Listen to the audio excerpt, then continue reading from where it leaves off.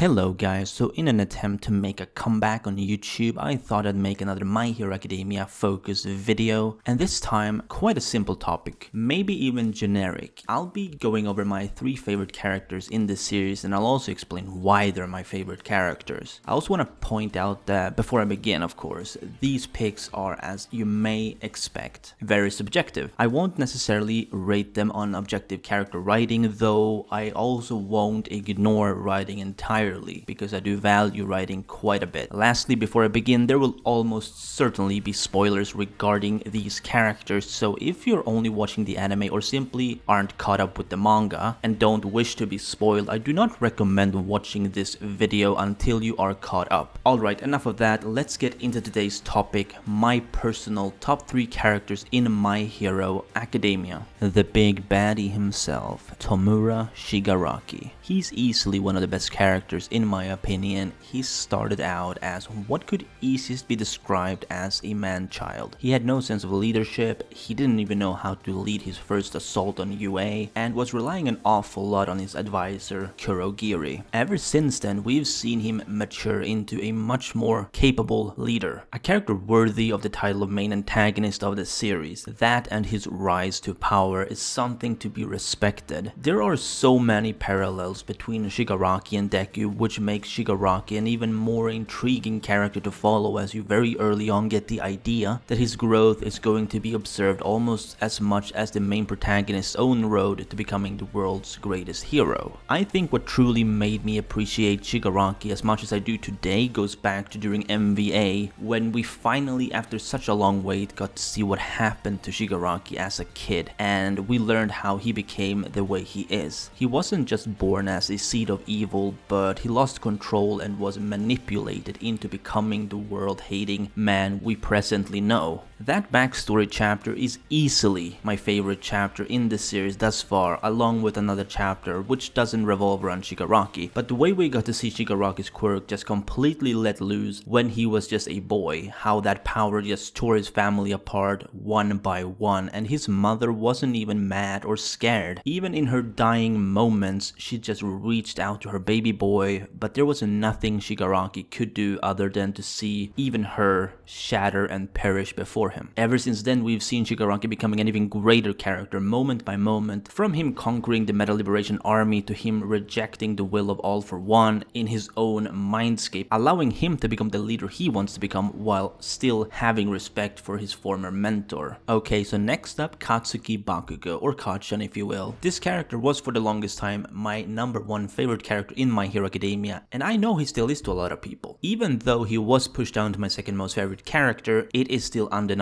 just how great of a character this rival of the series actually is. At the beginning, we meet a bully who over time becomes a lot less so. While still retaining that explosive personality of his, he learns to become stronger alongside Deku, but also how to become a more appreciated hero. Many are to thank for that, such as All Might, Deku, and even Best Jeanist. We see how he very gradually becomes a lot less rash, and we got to see him actually think ahead. He was always battle smart, more so than Deku by far, but he still charged in alone, not relying on his teammates to support him. This changed though, because if we look at Bakugo today in the manga, he's much more cooperative when it comes to fighting. In Heroes Rising, we see how they fight 9 in perfect sync. Bakugo doesn't ignore Deku's decisions, but instead he makes them work in his favor and everyone else's too. Granted, Heroes Rising is probably not canon, I'm not quite sure to be honest, but regardless, it still showcased a lot of Bakugo's character, especially since the plot of that movie was overseen by Horikoshi, I'm pretty sure. Especially since Horikoshi did mention that because of how this movie ended, he has thought about ending the main story, the manga, a different way to make sure it doesn't feel repetitive to this movie. So I mean, I'm just kind of going off of that when I say that Horikoshi had a say in this movie. Now, my absolute favorite moment in this series that touches on Bakugo by far is the fight with Ochako during the sports festival. It showed how he went from looking down on her to actually respecting her honor as a worthy foe, as pointed out by himself after the battle was over when he shut down one of his fellow classmates who called Ochako frail. I'd say that was the start of his amazing growth throughout the series, and even to this day, his growth is still ongoing. We have no idea what we're going to be seeing from him in the future, but it goes without question that he is one of the best written characters in My Hero Academia. Okay, so we finally made it to the top of the list, the final character in the video that I'm going to be talking about, and who's also my favorite character in the series, surpassing even Bakugo, is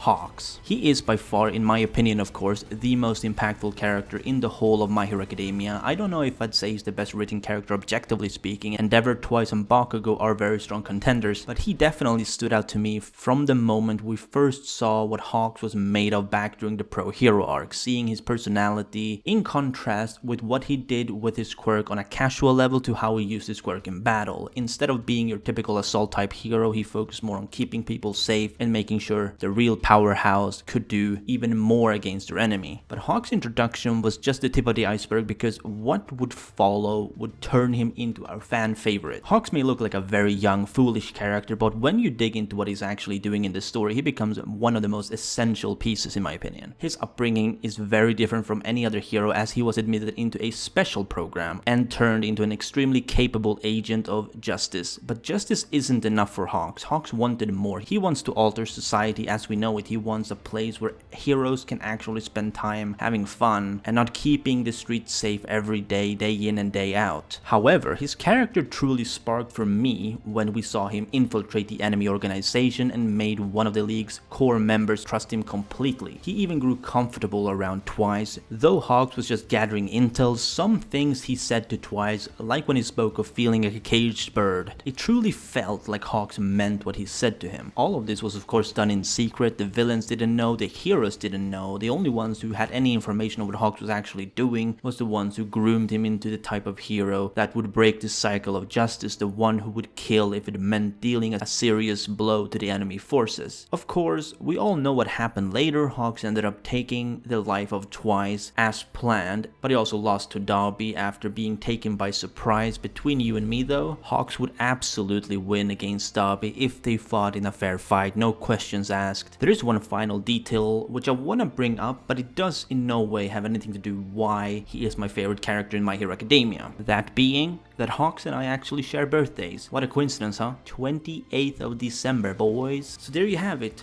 my 3 favorite characters in My Hero Academia. Let me know down below in the comments what you think, and if you want to share your top 3 My Hero Academia characters, I'd love to see who they are, you know, and maybe even why they are if you want to share that information too. Anyway, if you did, be sure to Detroit smash that like button if you enjoyed, and subscribe if you haven't done so already. This has been Chaotic Plus, and remember, Toga is waifu, Toga is laifu.